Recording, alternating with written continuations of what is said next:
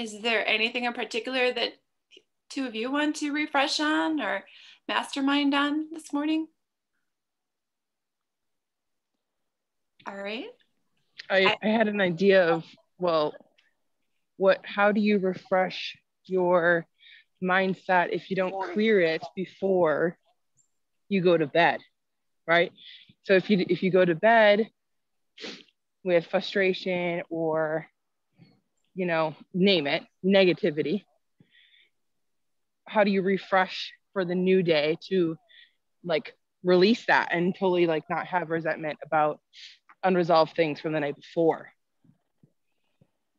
God, that's a good question, especially when you use the term unresolved, because that might be where you start. I mean, it's not as if you can turn the page on everything. In some case, I think it's a new day, and I hold on to that concept, and that I kind of do have a new objective mind on some things, or force myself to look at things differently. And again, go back to the why, on why you're feeling uneasy, why some of the stuff's making you mad or frustrated. Nancy, do you have thoughts?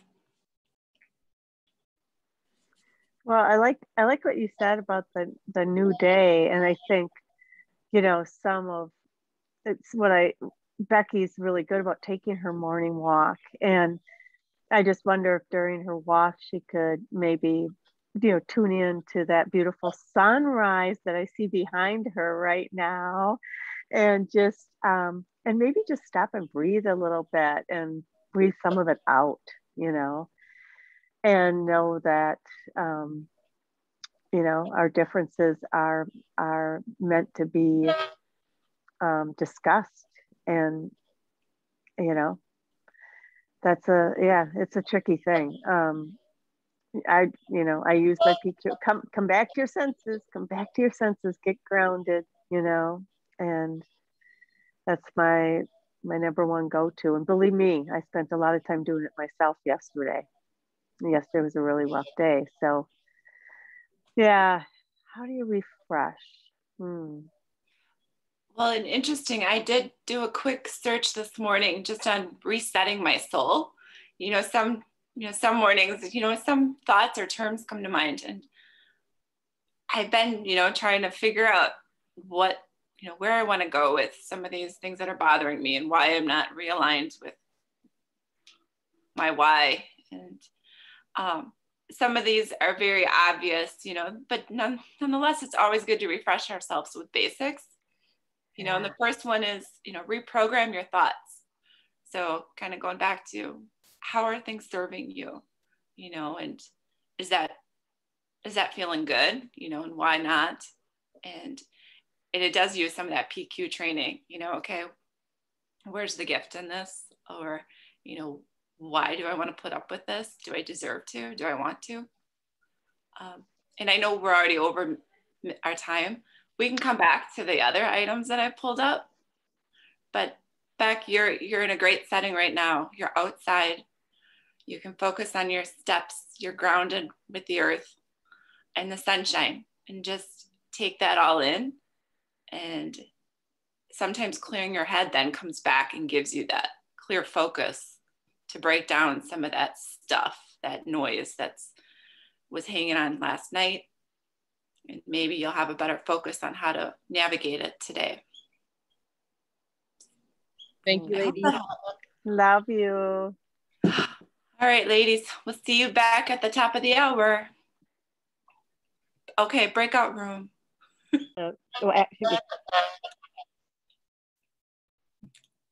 All right, here we are. So we were talking about journaling, and I'm not going to just assume that this is where you were going, but we can circle back.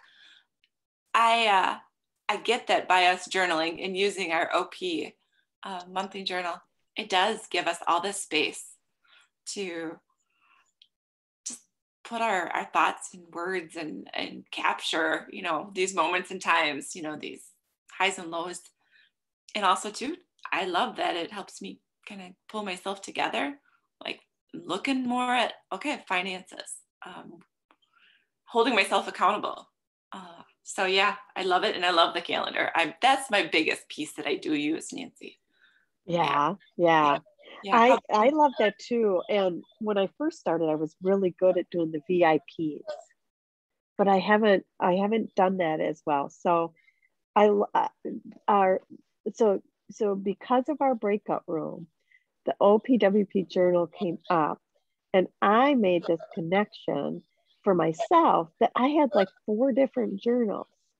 And I realized that why don't I just use the OPWP journal for at least a couple of them? My gratitudes I'll keep separate, but my morning pages and just my reflection and like these ideas that come up. It's like, why am I scrambling to find a new piece of paper all the time? And then I can't remember what book it's in. So I'm like, this is my go-to. I need to have this be my go-to. So that was my great connection from our breakout room. So thank you, Tammy, for your inspiration on pulling my thoughts together too. It was really fun. And I just made another connection is I'm going to use the connection hour page, partly because I can't attend today. So I'm going to have that space. But I decided I'm going to write every connection that I make in September. So I'm going to go back and log yesterday's. And as I'm talking to people, their name is going in here. And I'm just going to put the date and then all the people I talked to on that day. Because I feel like, and maybe a key takeaway or something. Ooh, yeah. Yeah, I like that. That reminds me of something someone taught me where, I like to try to make connections from home, which is so much more challenging working virtually.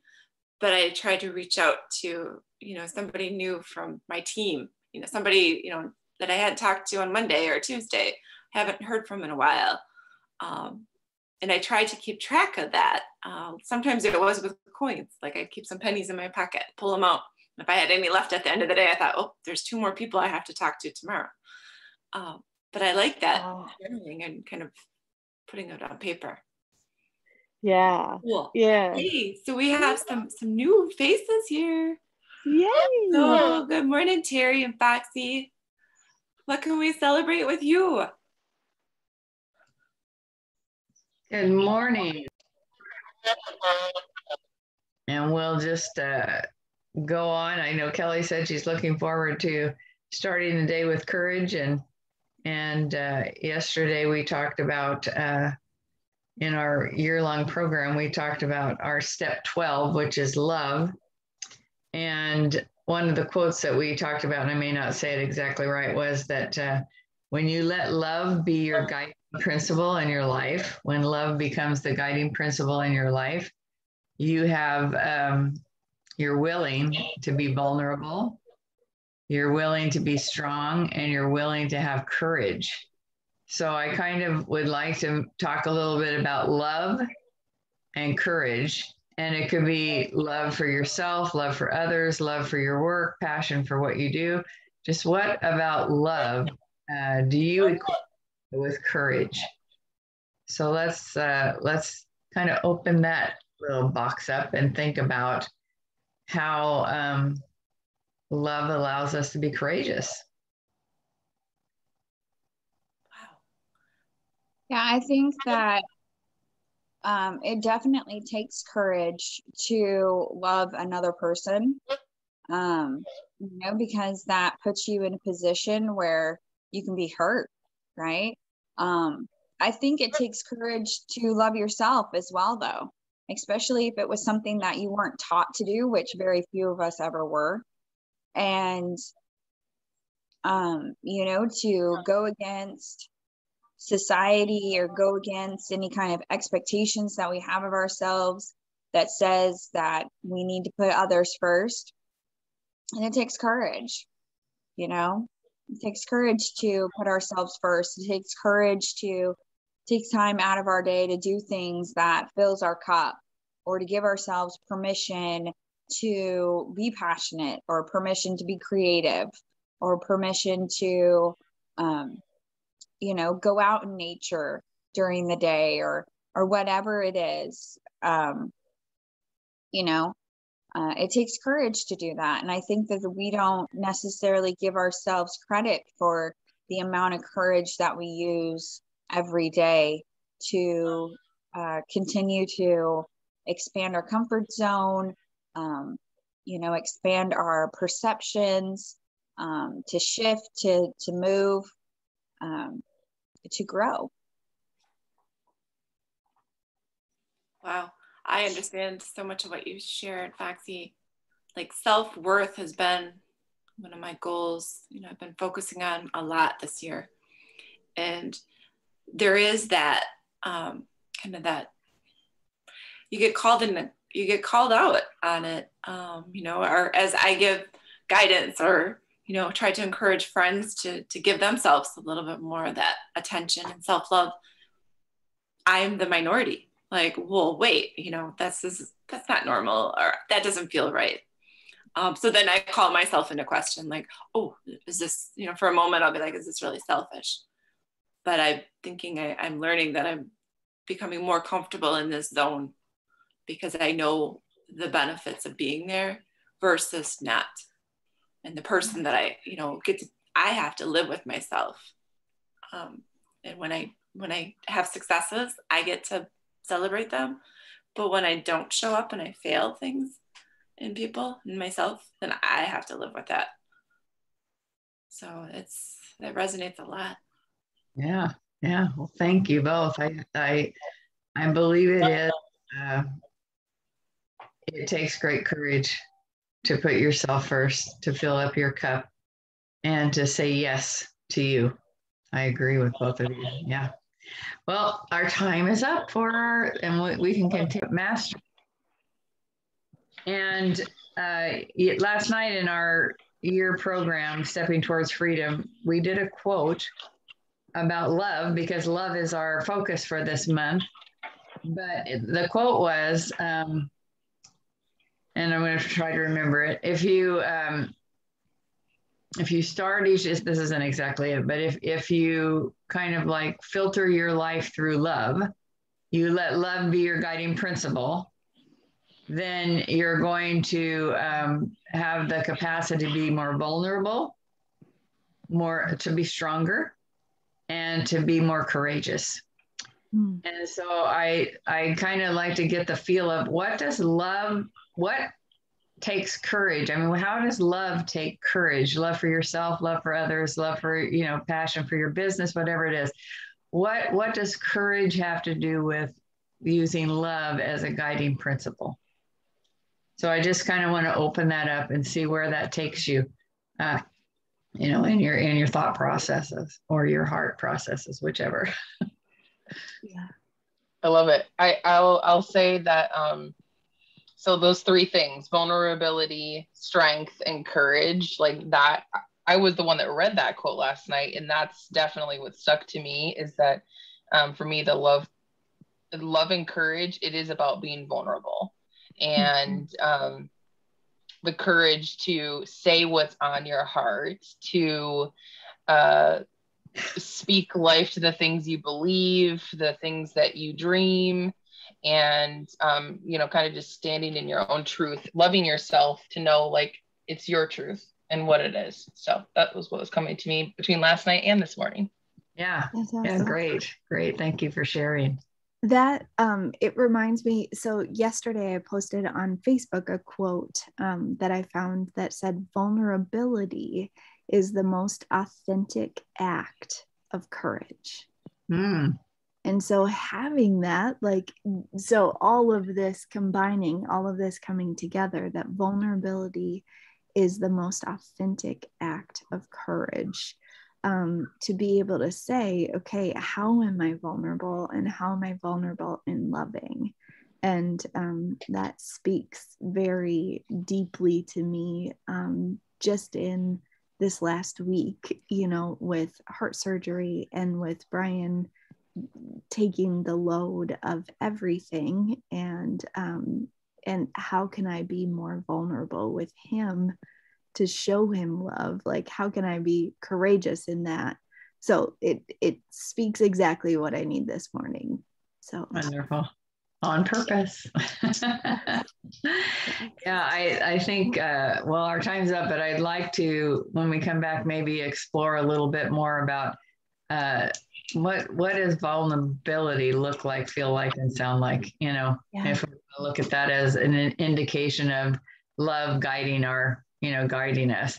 So we will, I will set up a breakout room for you guys, and I'll see you back in 40 minutes. Awesome. Yay, thank you. Beck, I need a potty break. So I'll join the room and then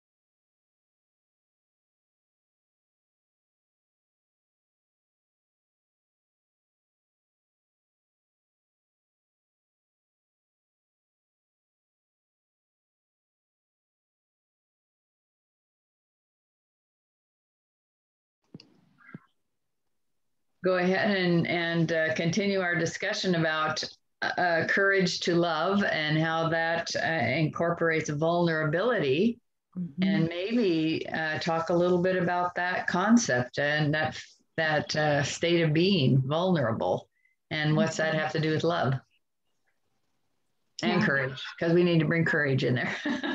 What's love got to do? Yeah, what's love got to do with it? Got to do with it? I know 1,000 first lines of songs, and that's it. Me too. yes. I'm just looking up the definition of vulnerable. Oh, this says susceptible to physical or emotional attack or harm. That's why it might take courage, huh? Yeah. And strength. Uh-huh.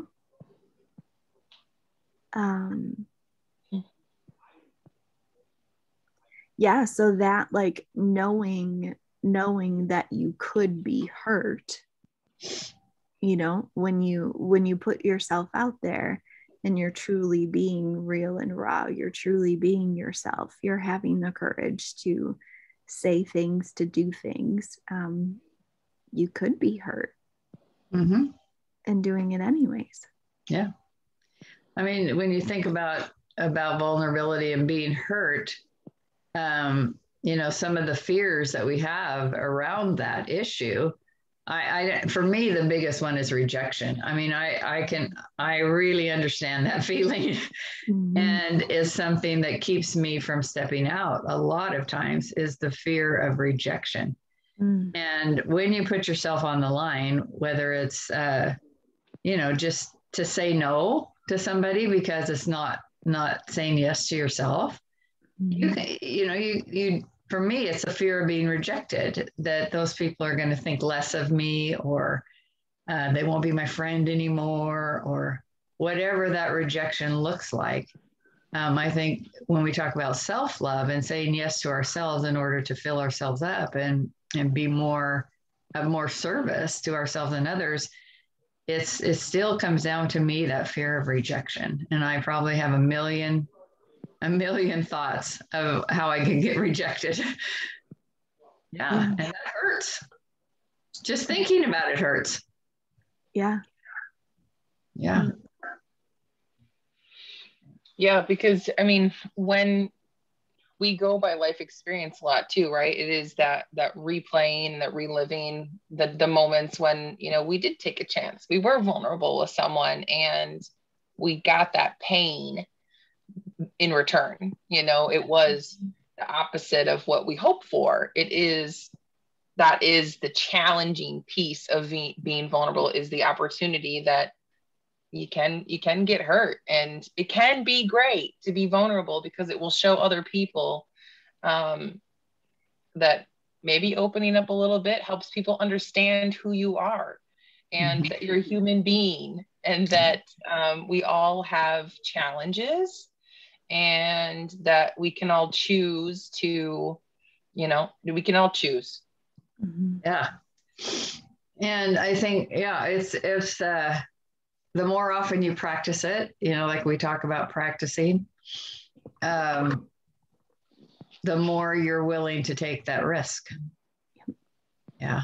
And even though you may be rejected, in your mindset, you can say, that was worth the effort, worth the risk, because I was courageous.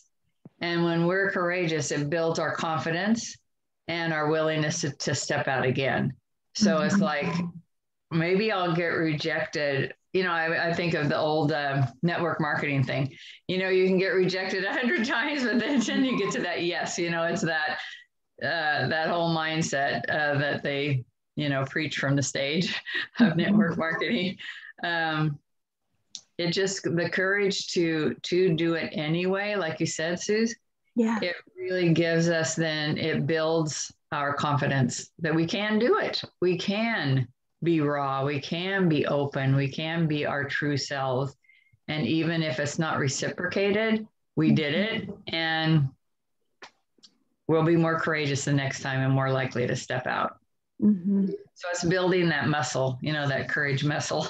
Yes. Yeah. That's awesome. Yeah, but I think vulnerability for me was one of the most challenging parts of learning to love myself and to grow, was to be vulnerable, because I didn't do it for a very long time. Practice the opposite, and so it was habituated. But I love being me. Yes. We love you being you. Yes, we do. Guys, have a great day. I love that you came and spent some time with me, and I'll see you again really soon. Yes. Like at noon my time. Yes. Bye-bye. Bye-bye.